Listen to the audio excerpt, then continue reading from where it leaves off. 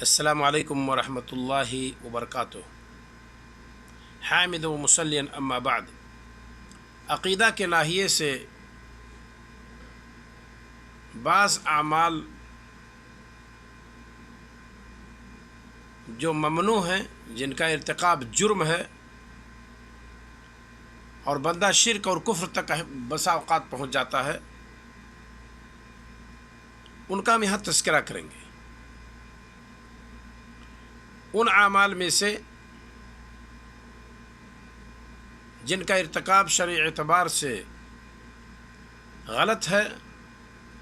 اور بندہ اس سے شرک اور کفر تک پہنچتا ہے، کسی بھی قبر کو سجدہ گاہ بنانا۔ اللہ کے رسول صلی اللہ علیہ وسلم فرماتے ہیں: لعن اللہ الیہود والنصارى اتخذوا قبور انبیائہم مساجدا۔ اللہ تعالیٰ یہود و نصارہ پر لعنت کرے، یعنی وہ رحمت سے دور ہوں، جنہوں نے انبیاء کی قبروں کو سجدہ گاہ بنا لیا۔ انبیاء کی قبروں کو سجدہ گاہ بنانے پر، جائے سجدہ بنانے پر، مسجد بنانے پر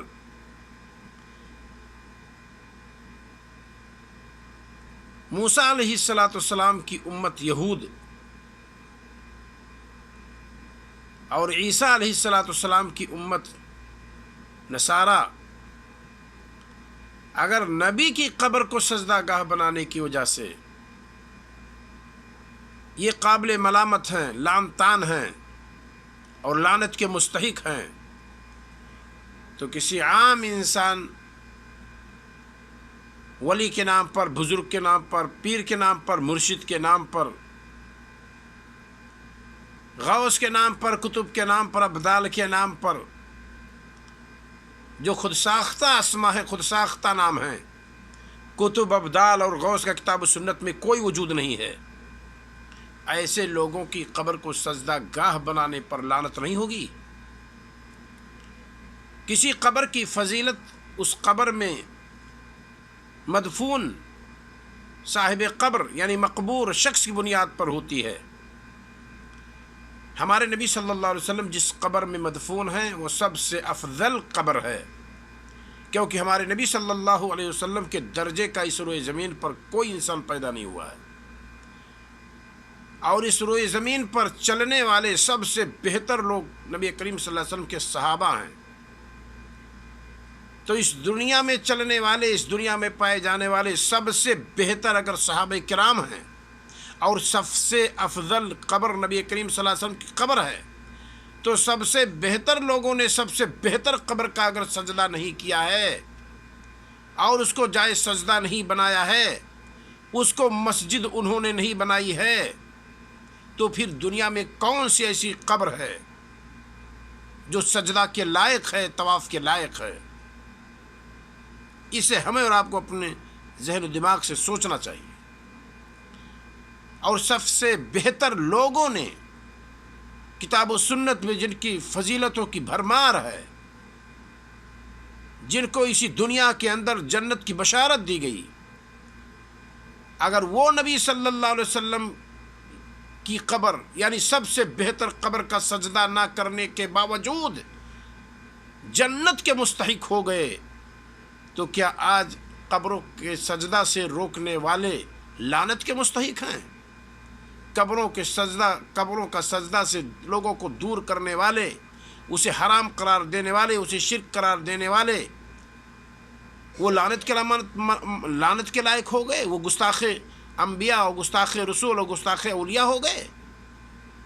لہذا ہمیں اور آپ کو سوچنا چاہیے کہ دنیا کے اندر سب سے بہتر قبر رسول صلی اللہ علیہ وسلم کی قبر ہے، اور سب سے بہتر لوگ صحابہ کرام ہیں، سب سے بہتر لوگوں نے سب سے بہتر قبر کا سجدہ نہیں کیا، تو دنیا میں کوئی ایسی قبر نہیں ہے جس قبر کا سجدہ کیا جائے۔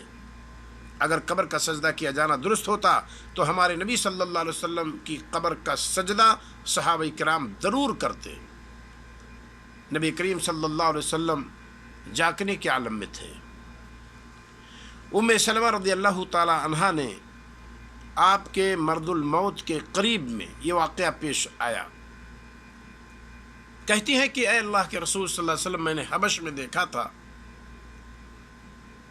وہاں گھر کچھ بنے ہوئے تھے، اس میں تصویریں بنی ہوئی تھیں۔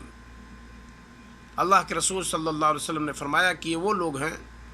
کہ جب ان میں سے کوئی نیک انسان مر جاتا،